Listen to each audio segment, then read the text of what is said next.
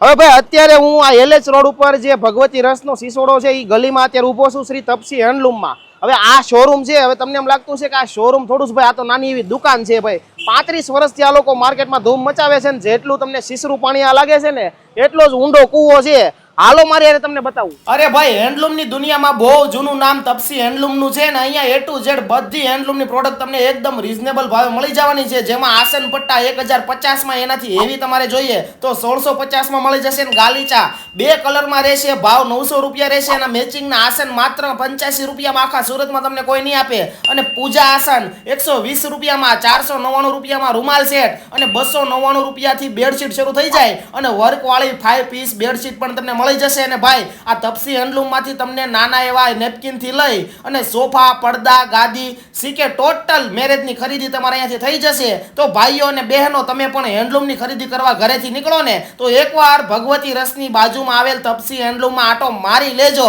હોને.